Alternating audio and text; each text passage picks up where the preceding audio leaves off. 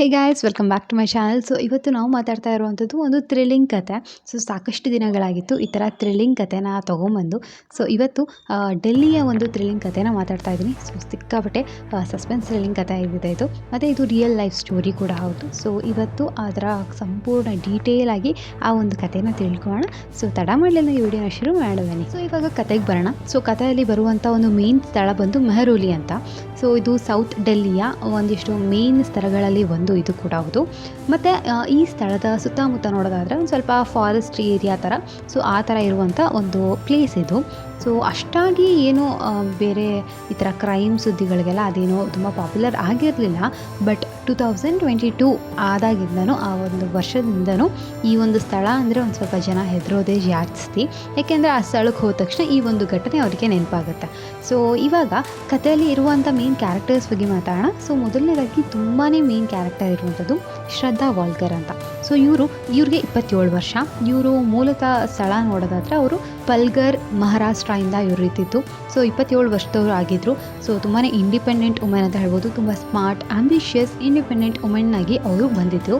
So ತುಂಬಾ ಗುರಿಗಳನ್ನ ಇಟ್ಕೊಂಡಿದ್ರು ಅವರ ಲೈಫಲ್ಲಿ. ಸೊ ಇವರು 2019ರಿಂದ ಸೊ ಅವರು ಕೆಲಸ ಮಾಡ್ತಾ ಇರ್ತಾರೆ. ಕೆಲಸ ಮಾಡೋದ್ರ ಜೊತೆಗೇ ಅವರು ಒಂದು ಡೇಟಿಂಗ್ ಆ್ಯಪ್ನ ಹುಡುಕ್ತಾರೆ. ಸೊ ಆ ಆ್ಯಪ್ನ ಹೆಸರು ಬಂದು ಬಂಬಲ್ ಅಂತ. ಸೊ ಆ ಆ್ಯಪಲ್ಲಿ ಅವರು ರಿಜಿಸ್ಟರ್ ಆಗ್ತಾರೆ. ಸೊ ಈ ಒಂದು ಡೇಟಿಂಗ್ ಆ್ಯಪಲ್ಲಿ ರಿಜಿಸ್ಟರ್ ಆದಮೇಲೆ ಅವ್ರಿಗೆ ಒಬ್ಬ ವ್ಯಕ್ತಿ ಸಿಗ್ತಾರೆ ಅಲ್ಲಿ. ಸೊ ಅವರ ಹೆಸರೇ ಅಫ್ತಾಬ್ ಆಮಿನ್ ಪೂನಾವಾಲಾ ಅಂತ. ಸೊ ಈ ವ್ಯಕ್ತಿ ಸೆನ್ಸ್ ಆಫ್ ಹ್ಯೂಮರ್, ಸ್ವಲ್ಪ ಡಾರ್ಕ್ ಸೆನ್ಸ್ ಆಫ್ ಹ್ಯೂಮರೇ ಇತ್ತು. ಸೊ ಇವರು ತುಂಬ ಬೇಗನೆ ಶ್ರದ್ಧಾ ಅವ್ರ ಜೊತೆಗೆ ಕನೆಕ್ಟ್ ಆಗ್ತಾರೆ. ಸೊ ಇವರಿಬ್ಬರ ಮಧ್ಯಕ್ಕೆ ಬಾಂಡ್ ಬೆಳೆಯೋದಕ್ಕೆ ತುಂಬ ಟೈಮ್ ತೊಗೊಳ್ಳೋದೇ ಇಲ್ಲ. ಸೊ ತುಂಬ ಪ್ಯಾಷನೇಟಾಗಿ ಇರ್ತಾರೆ, ಆದರೂ ಕೂಡ ಅವರ ಬಾಂಡ್ ತುಂಬ ಕ್ವಿಕ್ಕಾಗಿ ಬೆಳೆಯುತ್ತೆ. ಈ ಒಂದು ರಿಲೇಷನ್ಶಿಪ್ ಬಗ್ಗೆ ಶ್ರದ್ಧಾ ಅವರ ಮನೇಲಿ ಕೂಡ ಗೊತ್ತಾಗುತ್ತೆ. ಸೊ ಇಲ್ಲಿ ಅಫ್ತಾಬ್ ನೋಡೋದಾದರೆ ಅವರೊಬ್ಬ ಫೋಟೋಗ್ರಾಫರ್ ಆಗಿರ್ತಾರೆ. ಸೊ ಈ ಒಂದು ರಿಲೇಷನ್ಶಿಪ್ ಏನಿದೆ ಅದು ಶ್ರದ್ಧಾ ಅವರ ಮನೆ ಕಡೆ ಅಂದರೆ ಅವರ ಫ್ಯಾಮಿಲಿಗೆ ಇಷ್ಟ ಇರುವಂಥದ್ದಿಲ್ಲ. ಅವರು ನೀಟಾಗಿ ಇದಕ್ಕೆ ಡಿಸಪ್ರೂವ್ ಮಾಡಿದರು, ನಮಗೆ ಇಷ್ಟ ಇಲ್ಲ ಈ ಒಂದು ಸಂಬಂಧ ಅಂತ. ಆದರೂ ಕೂಡ ಅಷ್ಟೇ ಶ್ರದ್ಧಾ ಈ ಒಬ್ಬ ಅಫ್ತಾಬ್ ಅನ್ನೋ ಒಬ್ಬ ಹುಡುಗನ ಜೊತೆಗೆ ತುಂಬ ಪ್ರೀತಿಯಲ್ಲಿ ಇದ್ದು ಅವನ ಪ್ರೀತಿಯಲ್ಲೇ ಮುಳುಗಿ ಹೋಗಿದ್ಲು ಅಂತ ಹೇಳ್ಬೋದು. ಸೊ ಆ ಕಾರಣದಿಂದ ಫ್ಯಾಮಿಲಿನ ಕೂಡ ಬಿಟ್ಟು ಅಫ್ತಾಬ್ ಜೊತೆಗೆ ಓಡ್ ಹೋಗೋ ನಿರ್ಧಾರನ ಶ್ರದ್ಧಾ ಇಲ್ಲಿ ಮಾಡ್ತಾರೆ. ಸೊ ಶ್ರದ್ಧಾ ಓಡ್ ಹೋಗ್ತಾರೆ ಒಂದು ದಿನ. ಇಲ್ಲಿ ಅಫ್ತಾಬ್ ಕೂಡ ಅಷ್ಟೇ ಸಾಕಷ್ಟು ಒಂದಿಷ್ಟು ನಂಬಿಕೆಗಳನ್ನ, ಒಂದು ಕನಸನ್ನ ಆಲ್ರೆಡಿ ಶ್ರದ್ಧಾಗೆ ಇಲ್ಲಿ ಕಟ್ಟಿಬಿಟ್ಟಿರ್ತಾರೆ. ಸೊ ನಾವಿಬ್ಬರು ಹೊರಗಡೆ ಬಂದು ಒಂದು ಒಳ್ಳೆಯ ಜೀವನ ಕಟ್ಕೊಳ್ಳೋಣ, ನಾವೇ ಒಂದು ನಮ್ಮ ಲೈಫ್ನ ಇನ್ನೂ ಬೆಟರ್ ಮಾಡ್ಕೊಳ್ಳೋಣ ಅಂತ ಸಾಕಷ್ಟು ಕನಸುಗಳನ್ನ ಆಲ್ರೆಡಿ ಇಲ್ಲಿ ಅಫ್ತಾಬ್ ಅವರು ಶ್ರದ್ಧಾ ಅವರ ತಲೆಗೆ ತುಂಬಿಬಿಟ್ಟಿರ್ತಾರೆ ಅಂತ ಹೇಳ್ಬೋದು. ಸೊ ಈ ಕಾರಣದಿಂದ ಇಲ್ಲಿ ಶ್ರದ್ಧಾ ಅವರು ಕೂಡ ಅಷ್ಟೇ ಇವಾಗ ಮನೆ ಬಿಟ್ಬಿಟ್ಟು ಅಫ್ತಾಬ್ ಅವರ ಜೊತೆಗೆ ಓಡಿ ಹೋಗಿರ್ತಾರೆ. ಬಟ್ ಇದೇ ಥರ ಪ್ರಾಮಿಸ್ಗಳು ಮಾಡಿ ಕನಸುಗಳು ಕೊಟ್ಟಿರೋ ಥರ ಅಫ್ತಾಬ್ ಹೀಗೆ ಇದ್ರೆ ಖಂಡಿತವಾಗ್ಲೂ ಇಲ್ಲ. ಸೊ ಪ್ರತಿಯೊಂದು ಕ್ರಿಮಿನಲ್ ಕೇಸಸಲ್ಲಿ ನಾವು ನೋಡೋ ಹಾಗೆ ಒಬ್ಬರಲ್ಲ ಒಬ್ಬರು ತುಂಬಾ ಮ್ಯಾನಿಪುಲೇಟಿವ್, ಕಂಟ್ರೋಲಿಂಗ್ ಆಗಿ ಇರ್ತಾರೆ. ಅದೇ ಥರ ಇಲ್ಲಿ ಕೂಡ ಅಷ್ಟೇ ಅಫ್ತಾಬ್ ಅವರು ತುಂಬಾ ಮ್ಯಾನಿಪುಲೇಟಿವ್ ಆಗಿದ್ದರು ಮತ್ತು ತುಂಬ ಕಂಟ್ರೋಲಿಂಗ್. ಎಲ್ಲದಕ್ಕಿಂತ ಜಾಸ್ತಿ ಅವರು ಫಿಸಿಕಲಿ ಅಬ್ಯೂಸ್ ಮಾಡ್ತಾಯಿದ್ರು. ಸೊ ಇಷ್ಟೆಲ್ಲ ಆದರೂ ಅವರ ಒಂದು ರಿಲೇಷನ್ಶಿಪ್ಪಲ್ಲಿ ಟಾಕ್ಸಿಸಿಟಿ ಬೆಳೀತಾ ಹೋದರೂ ಕೂಡ ಅಷ್ಟೇ ಇಲ್ಲಿ ಶ್ರದ್ಧಾ ಅವರು ಟಿಪಿಕಲ್ಲಾಗಿ ಹೇಗೆ ಪ್ರೀತಿಸ್ತಿರ್ತಾರೆ, ತುಂಬ ಬ್ಲೈಂಡ್ ಆಗಿರ್ತಾರೆ, ಅದೇ ಥರ ಶ್ರದ್ಧಾ ಅವ್ರು ಕೂಡ ಅಷ್ಟೇ. ಪ್ರತಿ ಸತಿ ಅವ್ರ ಮಧ್ಯೆ ಜಗಳ ಆದಾಗ ಅದೊಂದು ರೂಟೀನ್ ಆಗಿಬಿಟ್ಟಿತ್ತು, ಡೈಲಿ ಜಗಳ ಆಡೋದು. ಆದರೂ ಕೂಡ ಅಷ್ಟೇ ಇಲ್ಲಿ ಶ್ರದ್ಧಾ ಅವರು ಅವ್ರನ್ನ ಯಾವಾಗಲೂ ಒಂಥರ ಫರ್ಗಿವ್ ಮಾಡ್ಕೊಳ್ಳೋ ಥರನೇ ಮಾಡಿಕೊಂಡು ಅದನ್ನ ಒಂದು ರೂಟೀನ್ ಮಾಡ್ಕೊಂಡ್ಬಿಟ್ರು ಅವರು. ಸೊ ಈ ಒಂದು ಕಾರಣ ಅವರು ಅಕಸ್ಮಾತ್ ಶ್ರದ್ಧಾ ಅವರು ಇಲ್ಲೇ ಇದನ್ನು ನಿಲ್ಲಿಸಿದ್ರೆ ಅವರ ಲೈಫ್ಗೆ ಅದು ಇನ್ನೂ ಪ್ಲಸ್ ಪಾಯಿಂಟ್ ಆಗ್ತಿತ್ತು ಅಂತ ಹೇಳ್ಬೋದು. ಬಟ್ ಇಲ್ಲಿ ಶ್ರದ್ಧಾ ಅವರು ಆ ಥರ ಮಾಡಲಿಲ್ಲ. ಅವರು ಪ್ರೇಮದಲ್ಲಿ ತುಂಬ ಹೋಗಿ ಅವರ ಒಂದು ಸೆಲ್ಫ್ ರೆಸ್ಪೆಕ್ಟ್ನ ಕೂಡ ಇಲ್ಲಿ ಅವರು ಬಿಟ್ಟರು ಅಂತ ಹೇಳ್ಬೋದು. ಹೀಗೆ ದಿನಗಳು ಕಳೆಯುತ್ತೆ, 3 ವರ್ಷ ಕಳೆಯುತ್ತೆ. 2022 ಏಪ್ರಿಲ್ ಬರುತ್ತೆ. ಸೊ ಆವಾಗ ಅವರ ಲೈಫಲ್ಲಿ ಕೆಲವೊಂದಿಷ್ಟು ಚೇಂಜಸ್ ಆಗಿ ಇಲ್ಲಿ ಇವರಿಬ್ಬರು ಡಿಸೈಡ್ ಮಾಡೋದೇನು ಅಂತಂದರೆ ಅವರು ಮುಂಬೈನ ಬಿಟ್ಬಿಟ್ಟು ಡೆಲ್ಲಿಗೆ ಶಿಫ್ಟ್ ಆಗಬೇಕು ಅಂತ ಇವಾಗ ಅವರು ಪ್ಲ್ಯಾನ್ ಮಾಡಿರ್ತಾರೆ. ಸೊ ಈ ಡೆಲ್ಲಿಗೆ ಶಿಫ್ಟ್ ಆಗುವಾಗ ಅವರು ಸೌತ್ ಡೆಲ್ಲಿಗೆ ಶಿಫ್ಟ್ ಆಗ್ತಾರೆ, ಅದೇ ಮೆಹರೌಲಿ ಅಂತ. ಸೊ ಆ ಒಂದು ಸ್ಥಳಕ್ಕೆ ಹೋಗಿ ಅವರು ಒಂದು ಹೊಸ ಮನೇನ ಕಟ್ಕೋಬೇಕು, ಒಂದು ಹೊಸ ಮನೆ ರೆಂಟಿಗೆ ತೊಗೊತಾರೆ ಫಸ್ಟು. ಸೊ ಅವರ ಒಂದು ಹೊಸ ಲೈಫ್ನ ಸ್ಟಾರ್ಟ್ ಮಾಡಬೇಕು ಅಂತ ಸೊ 1 ಬೆಡ್ರೂಮ್ ಹೌಸ್ನ ಅವರು ರೆಂಟಿಗೆ ತೊಗೊತಾರೆ. ರೆಂಟಿಗೆ ತೊಗೊಂಬಿಟ್ಟು ಇಲ್ಲಿ ಅಫ್ತಾಬ್ ಕೂಡ ಅಷ್ಟೇ ಶ್ರದ್ಧಾ ಅವ್ರಿಗೆ ಫುಲ್ ಪ್ರಾಮಿಸ್ ಮಾಡಿರ್ತಾರೆ, ಇವಾಗಿಂದ ನಾವು ಒಂದು ಹೊಸ ಸ್ಟಾರ್ಟ್ ಮಾಡೋಣ. ಸೊ ಇದೊಂದು ರಿಫ್ರೆಶ್ ಆಗಿರುತ್ತೆ. ಸೊ ಹೊಸ ಜಾಗಕ್ಕೆ ಬಂದಿದ್ದೀವಿ, ಹೊಸದಾಗಿ ನಮ್ಮ ಲೈಫ್ ಶುರು ಆಗುತ್ತೆ ಅಂತ ಮತ್ತೆ ಒಂದಿಷ್ಟು ಕನಸುಗಳನ್ನ ಕಟ್ಟಿಬಿಡ್ತಾರೆ. ಬಟ್ ಈ ಒಂದಿಷ್ಟು ಕನಸುಗಳನ್ನ ಕಟ್ಟಿ ಆ ಒಂದು ಹೊಸ ಮನೆಗೆ ಹೋಗಿ ಕೇವಲ 3 ವಾರಗಳಲ್ಲಿ ಶ್ರದ್ಧಾ ಅವರು ಕಾಣೆ ಆಗ್ತಾರೆ. ಸೊ ಯಾರ ಕಣ್ಣಿಗೆ ಕೂಡ ಶ್ರದ್ಧಾ ಅವರು ಕಾಣಿಸ್ತಾ ಇರಲ್ಲ. ಅವರ ಮೊಬೈಲ್ ಎಲ್ಲನೂ ಅಷ್ಟೇ ಅಫ್ತಾಬ್ ಅವ್ರ ಹತ್ರನೇ ಇರುತ್ತೆ. ಬಟ್ ಅವರ ಫ್ರೆಂಡ್ಸ್ಗಾಗಲಿ ಫ್ಯಾಮ್ಲೀಸ್ಗಾಗಿ ಫೋನ್ ಕಾಲ್ ಹೋಗ್ತಾ ಇರೋದಿಲ್ಲ. ಬಟ್ ಈ ಕಡೆ ಶ್ರದ್ಧಾ ಅವ್ರ ಕಡೆಯಿಂದ, ಶ್ರದ್ಧಾ ಅವ್ರ ಮೊಬೈಲಿಂದ ಮೆಸೇಜಸ್ ಮಾತ್ರ ಹೋಗ್ತಾ ಇರುತ್ತೆ. ಆದರೆ ಆ ಎಲ್ಲವೂ ಕೂಡ ಅಷ್ಟೇ ರೋಬೋಟಿಕ್ಸ್ ಮೆಸೇಜ್ ಆಗಿರುತ್ತೆ. ಅಂದರೆ ಯಾರೇ ಏನೇ ಉತ್ತರ ಕೊಟ್ಟರು ತುಂಬ ಶಾರ್ಟಾಗಿ I am busy, I am working, ಈ ಥರ ಬರೀ ತುಂಬ ಸ್ಮಾಲ್ ಮೆಸೇಜಸ್ ಮಾತ್ರ ಹೋಗ್ತಾ ಇರುತ್ತೆ. ಸೊ ಈ ಒಂದು ಸ್ವಲ್ಪ ದಿನಗಳ ಕಾಲದಲ್ಲಿ ಮೆಸೇಜಸ್ ಹೋದ್ರೂ ಎಲ್ಲರಿಗೂ ಎಲ್ಲೋ ಒಂದು ಡೌಟ್ ಇರುತ್ತೆ, ಏನೋ ಒಂದು ಆಫ್ ಇದೆ ಇಲ್ಲಿ, ಮೊದಲಿನ ಥರ ಇಲ್ಲ ಅಂತ ಎಲ್ಲರಿಗೂ ಇಲ್ಲೊಂದು ಡೌಟ್ ಬಂದುಬಿಟ್ಟಿರುತ್ತೆ ಆಲ್ರೆಡಿ. ಬಟ್ ಕೆಲವೊಂದಿಷ್ಟು ದಿನಗಳು ಮಾತ್ರ ಈ ಒಂದು ಮೆಸೇಜ್ ಹೋಗುತ್ತೆ, ಆಮೇಲೆ ಕಂಪ್ಲೀಟಾಗಿ ಮೆಸೇಜ್ ಹೋಗೋದು ಕೂಡ ಸ್ಟಾಪ್ ಆಗಿರುತ್ತೆ. ಇದೇ ಥರ ಸಾಕಷ್ಟು ದಿನಗಳ ಕಾಲ ಕಳೆದು ಹೋಗುತ್ತೆ.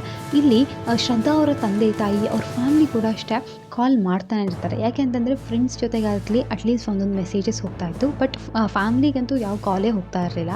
ಸೊ ಆ ಕಾರಣದಿಂದ ಶ್ರದ್ಧಾ ಅವರಪ್ಪ ಸಾಕಷ್ಟು ಬಾರಿ ಅವ್ರಿಗೆ ಫೋನ್ ಮಾಡಿದ್ರು ಕೂಡ ಅಷ್ಟೇ ಅವ್ರಿಗೆ ಒಂದು ಸತಿನೂ ಕಾಲ್ ಎತ್ತಿಲ್ದಿರೋ ಕಾರಣ ಅವರು ಅಕ್ಟೋಬರಲ್ಲಿ, ಅಂದರೆ ಏಪ್ರಿಲಲ್ಲಿ ಅವ್ರು ಕಳೆದು ಹೋಗಿತ್ತು. ಆದರೆ ಅಕ್ಟೋಬರ್ ಅಲ್ಲಿ ತನಕ ಅವರು ಕಾದು ಅಕ್ಟೋಬರ್ಗೆ ಹೋಗ್ಬಿಟ್ಟು ಅವರು ಮುಂಬೈ ಪೊಲೀಸ್ಗೆ ಕಂಪ್ಲೇಂಟ್ ಕೊಡ್ತಾರೆ. ಮಿಸ್ಸಿಂಗ್ ರಿಪೋರ್ಟ್ನ ಅವರು ಫೈಲ್ ಮಾಡ್ತಾರೆ. ಬಟ್ ಈ ಒಂದು ಕಂಪ್ಲೇಂಟ್ ಏನಿದೆ ಅದು ಡೆಲ್ಲಿಗೆ ಟ್ರಾನ್ಸ್ಫರ್ ಆಗುತ್ತೆ.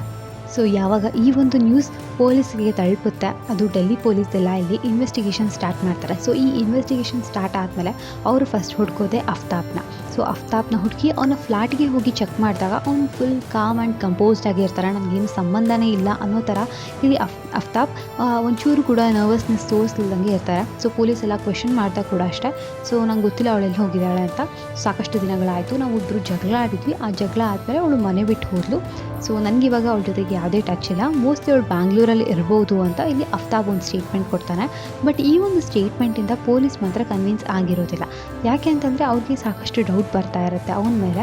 ಮೇಯ್ನಾಗಿ ಇಲ್ಲಿ ಪೊಲೀಸರು ಈ ಥರ ಒಂದು ಮಿಸ್ಸಿಂಗ್ ಕಂಪ್ಲೇಂಟ್ ಆಗಿದೆ ಅಥವಾ ಮರ್ಡರ್ ಕೇಸ್ ಆಗಿರಲಿ, ಈ ಥರ ಯಾವುದೇ ಕೇಸ್ ಬಂದರೂ ಪ್ರತಿಯೊಬ್ಬರೂ ಕೂಡ ಅವರು ಇನ್ವೆಸ್ಟಿಗೇಟ್ ಮಾಡ್ತಾರೆ, ಯಾರನ್ನೂ ಸುಮ್ಮನೆ ನಂಬೋದಿಲ್ಲ. ಸೊ ಆ ಕಾರಣದಿಂದ ಅಲ್ಲಿ ಫಸ್ಟು ಅವರ ಬಿಲ್ಡಿಂಗ್ ಏನಿದೆ ಅಪಾರ್ಟ್ಮೆಂಟ್, ಆ ಅಪಾರ್ಟ್ಮೆಂಟು CCTV ಕ್ಯಾಮ್ರಾ ಫುಟೇಜ್ ತೆಗಿತಾರೆ. ಆ CCTV ಕ್ಯಾಮ್ರಾ ಫುಟೇಜ್ ತೆಗೆದಾಗ ಪೊಲೀಸರಿಗೆ ಒಂದು ಶಾಕಿಂಗ್ ಅನಿಸೋದೇನು ಅಂತಂದರೆ, ಪ್ರತಿದಿನ ರಾತ್ರಿಯೂ ಅಫ್ತಾಬ್ ಗಾರ್ಬೇಜ್ ಕವರ್, ಒಂದು ಬ್ಲ್ಯಾಕ್ ಕವರ್ಸ್ ಏನು ಬರುತ್ತೆ ಆ ಬ್ಲ್ಯಾಕ್ ಕವರ್ಸ್ನ ಗಾರ್ಬೇಜ್ ಕವರ್ಸ್ನ ತೊಗೊಂಡು ಹೋಗ್ತಾ ಇರ್ತಾರೆ. ಸೊ ಪ್ರತಿದಿನ ಏನಿರುತ್ತೆ ಅಷ್ಟೊಂದು ಗಾರ್ಬೇಜ್ನ ಹಾಕೋದು ಅಂತ ಕೂಡ ಪೊಲೀಸರಿಗೆ ಡೌಟ್ ಬರುತ್ತೆ.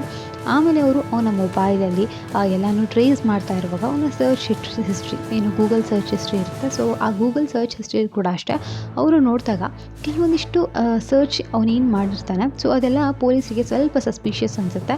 ಮತ್ತು ಅವನ ಮೇಲೆ ಅದು ಡೌಟ್ಸ್ ಇನ್ನೂ ಜಾಸ್ತಿ ಆಗ್ತಾ ಬರುತ್ತೆ. ಯಾಕೆಂತಂದರೆ ಅವ್ನು ಹುಡುಕ್ತಿದ್ದು ಏನು ಅಂತಂದರೆ ವಾಲ್ ಮೇಲೆ, ಅಂದರೆ ಗೋಡೆ ಏನಿರುತ್ತೆ ಗೋಡೆ ಮೇಲೆ ರಕ್ತದ ಕಲೆನ ಹೇಗೆ ತೆಗಿಬೇಕು, ಈ ಥರ ಇಂಟೆನ್ಸ್ ಸ್ಮೆಲ್ ಬರ್ತಾ ಇದ್ದರೆ ಯಾವ ಕೆಮಿಕಲ್ಸ್ನ ಯೂಸ್ ಮಾಡಬೇಕು, ಈ ಥರದ ಒಂದಿಷ್ಟು ಡೌಟ್ಸ್ಗಳು ಈ ಥರ ಸರ್ಚ್ ಎಲ್ಲ ಮಾಡಿರೋದು ನೋಡಿ.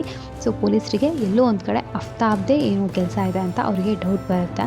ಹಾಗೆ ಅಫ್ತಾಬ್ ರೀಸೆಂಟ್ಲಿ ಒಂದು ದೊಡ್ಡ ಫ್ರಿಡ್ಜ್ ತೊಗೊಂಡಿರ್ತಾನೆ. ಸೊ ಇರೋ ಫ್ರಿಡ್ಜ್ನ ಬಿಟ್ಟು ಹೊಸ ಫ್ರಿಡ್ಜ್ನ ತೊಗೊಂಡಿರೋದು ಕೂಡ ಪೊಲೀಸರಿಗೆ ಇಲ್ಲಿ ಒಂದು ಅನುಮಾನ ಆಗುತ್ತೆ.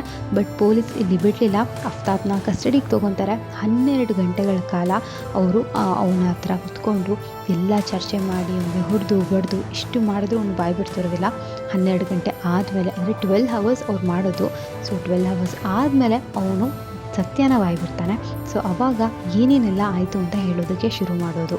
ಆವಾಗ ಅವನು ಕತೆ ಹೇಳೋಕ್ಕೆ ಶುರು ಮಾಡಿದಾಗ ಮೇ 18ನೇ ತಾರೀಕು 2022, ಅಂದರೆ ಏಪ್ರಿಲ್ಗೆ ಅವರಲ್ಲಿ ಶಿಫ್ಟ್ ಆಗಿರ್ತಾರೆ. ಜಸ್ಟ್ 1 ಮಂತ್ ಆದ ತಕ್ಷಣ ಸೊ ಅವರ ಮಧ್ಯಕ್ಕೆ ಒಂದು ಜಗಳ ಆಗುತ್ತೆ. ಅವಳು ತುಂಬ ಜೋರಾಗಿ ಮಾತಾಡ್ತಾ ಇರ್ತಾಳೆ.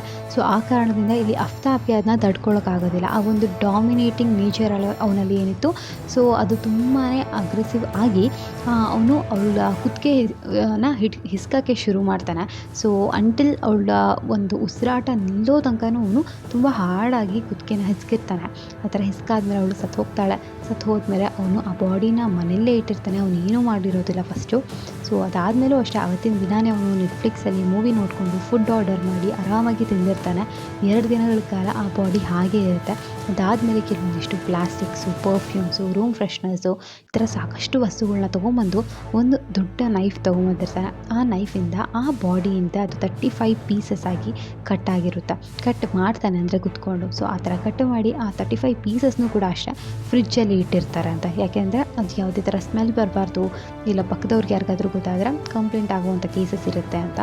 ಸೊ ಆ ಒಂದು ಟೈಮಲ್ಲಿ ಅವನು ಅದನ್ನೆಲ್ಲ ಫ್ರಿಜ್ಜಲ್ಲಿಟ್ಟು ಪ್ರತಿದಿನ ರಾತ್ರಿ 2 ಗಂಟೆಗೆ ಅದನ್ನ ಕವರಲ್ಲಿ ಹಾಕ್ಕೊಂಡು ಸೊ ಮೆರುಳಿ ಹತ್ರ ಇರುವಂತಹ ಫಾರೆಸ್ಟಲ್ಲಿ ಹೋಗ್ಬಿಟ್ಟು ಅದನ್ನೆಲ್ಲ ಡಂಪ್ ಮಾಡಿ ಬರ್ತಾ ಇದ್ದಂತೆ.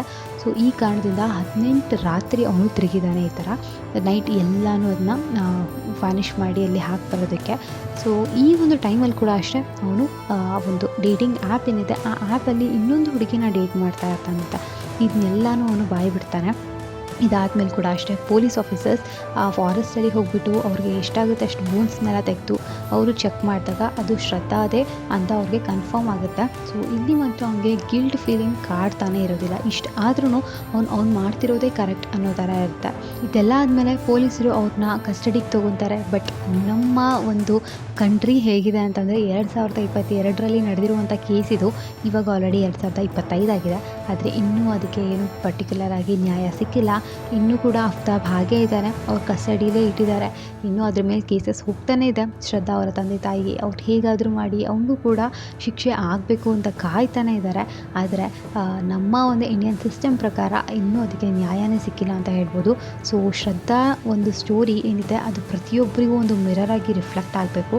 ಬಿಕಾಸ್ ಯಾವ ಥರ ಫಿಸಿಕಲಿ ಅಥವಾ ಮೆಂಟಲಿ ಎಮೋಷ್ನಲಿ ಅವರು ಅಬ್ಯೂಸ್ ಮಾಡಿರ್ತಾರೆ, ಆದರೂ ಕೂಡ ಅದನ್ನೆಲ್ಲ ತಡ್ಕೊಂಡು ಅವಳು ಅಕಸ್ಮಾತ್ ಮುಂಚೆನೇ ಇದನ್ನ ವಾಯ್ಸ್ ರೈಸ್ ಮಾಡಿದ್ದಿದ್ರೆ ಮೋಸ್ಟ್ಲಿ ಅವರ ಲೈಫ್ ಇನ್ನೂ ಬೆಟರಾಗಿ ಇರ್ತಾಯಿತ್ತು.